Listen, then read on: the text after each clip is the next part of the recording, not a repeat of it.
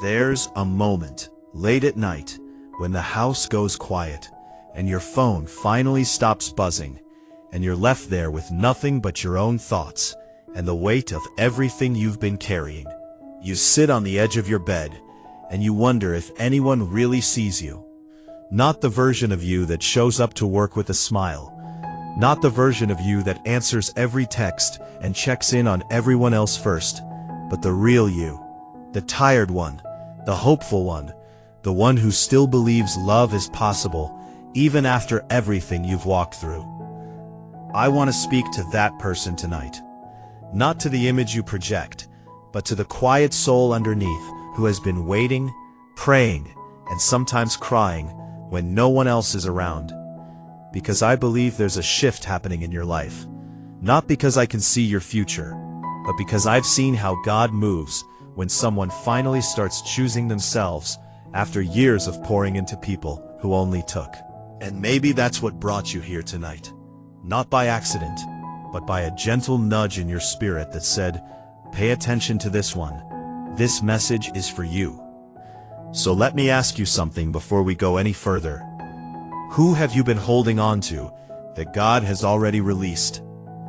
That question might sting, and I don't ask it to hurt you, but I ask it because I've learned that sometimes our blessings are waiting on the other side of a goodbye we've been too afraid to say. You've been praying for love, for partnership, for someone to walk this life beside you with intention and faith. And maybe, just maybe, the reason it hasn't come yet isn't because you're unworthy. Maybe it's because your hands are too full of people who were never meant to stay. I think about the woman at the well in the book of John.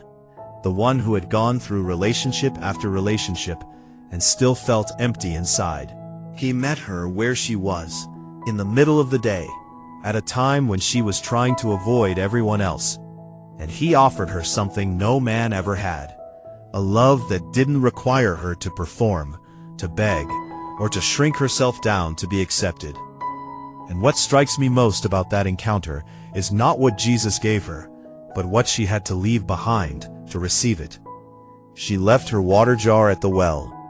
That might sound small, but that jar represented her old routine, her old identity, her old way of surviving. She couldn't carry the new thing and the old thing at the same time. And neither can you. So let's talk about the people you've been carrying who were never yours to hold.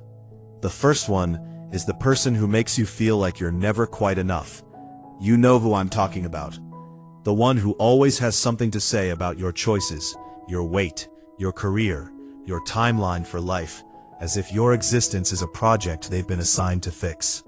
They might not yell at you, they might not curse at you, but their disapproval hangs in the air like smoke after a fire, and you've been breathing it in so long you forgot what clean air feels like. This person might be a family member, and I know that makes it complicated. This person might be someone you've known since childhood, and you feel like leaving them behind would make you disloyal. But I want you to hear me clearly tonight.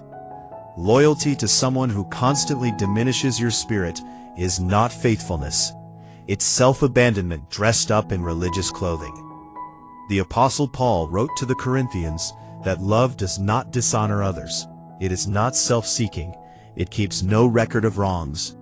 If someone in your life keeps a running tally of every mistake you've made and uses it as ammunition whenever you try to grow, that is not love. That is control. And you are allowed to step away from it, even if they call you ungrateful, even if they say you've changed. You have changed, and thank God for it. The second person you need to release is the one who lives in your past and keeps trying to drag you back there. Maybe it's an ex who texts you every few months when they're lonely, not because they want to build something with you, but because they want to borrow the comfort you used to give them without earning it. Maybe it's an old friend who only brings up who you used to be, never celebrating who you're becoming, because your growth makes them uncomfortable about their own stagnation. There's a verse in Isaiah, chapter 43, where God says, "Forget the former things. Do not dwell on the past. See, I am doing a new thing. Now it springs up. Do you not perceive it?" That word is not just poetic, it's practical. God is telling you that in order to perceive the new thing, you have to stop staring at the old thing. You have to let go of the version of yourself that those people want you to stay trapped in.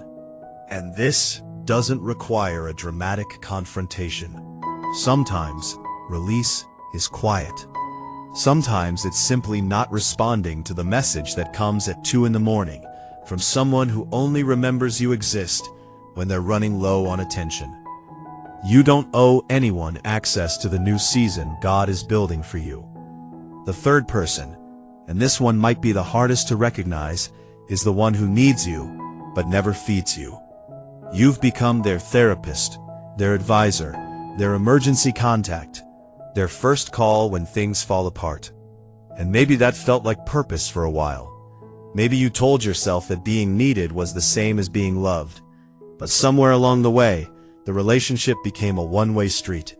And now you're exhausted, running on empty, wondering why you feel so alone, even though you're constantly surrounded by people who say they care. Here's the truth that took me years to understand. You cannot pour from an empty cup, and anyone who keeps drinking from yours without ever asking how you're doing is not a friend. They're a consumer. Jesus himself withdrew from the crowds. Even with all the miracles he was performing, even with all the people who needed healing, he still pulled away to pray, to rest, to reconnect with his Father. If the Son of God needed boundaries, so do you. And if pulling back from certain people makes you feel guilty, I want you to sit with that guilt and ask yourself where it came from.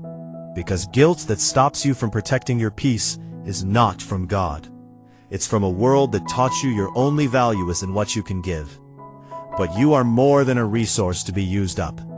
You are a soul being prepared for something beautiful. And that beauty requires space. It requires room to grow.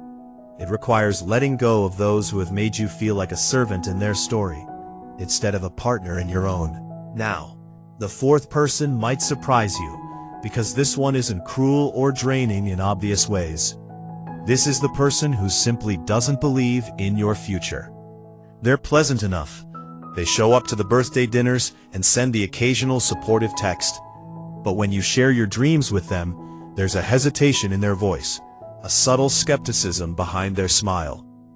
They don't argue with your vision, they just quietly doubt it. And over time, that doubt has seeped into your own spirit, making you second-guess what God has placed in your heart. Proverbs tells us that the mouth of the righteous is a fountain of life. And I believe that means the people closest to you should be speaking life over you, not planting seeds of uncertainty. You need people in your corner who remind you of God's promises when you forget. You need voices around you that echo faith, not fear. And if someone consistently leaves you feeling smaller after every conversation, that's not a relationship, that's an anchor. Cut it loose. Not because they're a bad person, but because you're in a season where your faith needs to be guarded. And not everyone has the spiritual maturity to steward access to your heart. Before I share the fifth person, I want to pause for a moment, because I realize that everything I've said might feel overwhelming. You might be thinking about names, faces, memories of people you care about, but know you need to step back from. And that grief is real. Letting go doesn't mean you don't love them. It means you love yourself enough to stop sacrificing your well-being on the altar of one-sided connections. And God sees that. He sees the courage it takes to walk away from what's familiar in pursuit of what's healthy. He honors that kind of faith. So take a breath, let this settle, and when you're ready, let's talk about the fifth person. This one might be the most painful, because the fifth person you need to leave behind is the old version of yourself. The version that accepted less than you deserved because you didn't believe you were worthy of more. The version that stayed quiet when you should have spoken up, that apologized for taking up space, that believed the lies spoken over you by people who couldn't see your value because they hadn't discovered their own. That version of you was doing the best they could with what they had at the time. And I'm not asking you to hate that version. I'm asking you to release them with compassion, with understanding, and with the knowledge that you are no longer that person. 2 Corinthians says that if anyone is in Christ, they are a new creation. The old has passed away, the new has come. But sometimes we hold on to old identities like security blankets, not because they serve us, but because they're familiar. Stepping into the fullness of who God says you are requires you to let go of who you thought you had to be. And that includes the version of you that accepted crumbs because you didn't believe you could have the whole meal. That includes the version of you that apologized for having needs, as if your humanity was an inconvenience to the people around you. That includes the version of you that dimmed your light to make others comfortable in their darkness. Leave them behind. Not with anger, but with gratitude. Gratitude for how they kept you alive during hard seasons, and gratitude that you no longer need those survival mechanisms to thrive. Now, I want to speak very gently about what's ahead. I don't know what your January will hold. I don't know the specifics of your love life or the timing of God's plan for your relationships. Anyone who tells you they know the exact date of your breakthrough is selling you something, not serving you.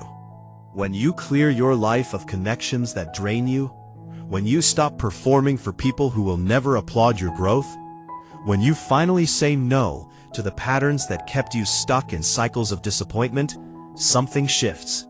Space opens up. And in that space, God can move. Not because He couldn't before, but because you were so consumed with managing relationships that were never supposed to last that you didn't have the emotional capacity to receive what was meant for you. I think about the parable of the sower, how the seed that fell among thorns was choked by the worries and distractions of life. Some of the relationships you've been clinging to are thorns. They're choking the growth that God is trying to cultivate in your heart. And He's not asking you to leave them behind as punishment. He's inviting you to let go, because He knows what's on the other side of your obedience. A partnership that doesn't require you to beg for attention. A love that feels like rest, not like a second job. A person who prays with you, not just for themselves, but for your well-being, your dreams, your peace. That kind of love exists, not in fairy tales, not in romance novels, but in real life, between real people who have done the work of becoming whole on their own before trying to merge their lives with someone else. And you are doing that work right now, by listening to this message, by being honest with yourself about who needs to stay and who needs to go, by choosing your healing over your comfort. This is the work, and I'm proud of you for doing it. If this message has spoken to something deep in your spirit, I want to invite you to subscribe to the Angelic Lights channel. Not because I'm trying to grow numbers, but because what we share here is meant for people like you. People who are serious about their faith and their growth. People who want encouragement without manipulation, truth without fear. And if you know someone else who needed to hear this tonight, someone who has been holding on to people who don't deserve their loyalty, share this with them. Let this message travel. Let it reach the hearts that are aching for permission to let go.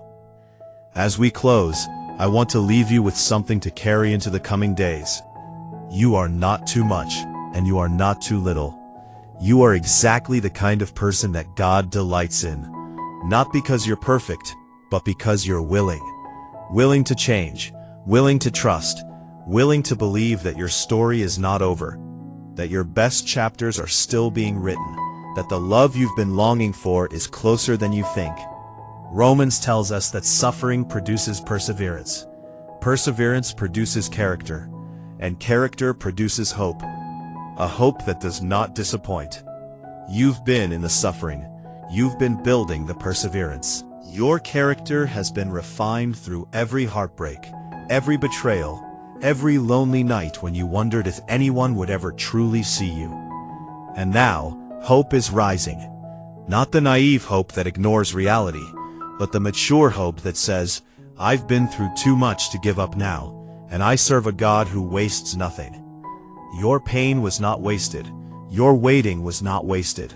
Your tears were collected and counted by a Father who loves you more than you can comprehend. So walk into this new season with your head held high. Leave behind the people who only wanted pieces of you. Release the version of yourself that accepted less than God's best. And trust, truly trust, that what's coming is worth everything you're walking away from. I'm praying for you tonight. Not in a general, vague way, but specifically for your peace, for your clarity, for the courage to make the hard decisions that will set you free. You are loved. You are being prepared for something that will make sense of all the waiting. Thank you for spending this time with me. Until we meet again, walk gently with yourself. Give yourself grace for the process. And never forget that the same God who started this work in you is faithful to complete it. Not on your timeline, not on the world's timeline, but on the perfect timeline that only He can see. And that, my friend, is enough. That is more than enough.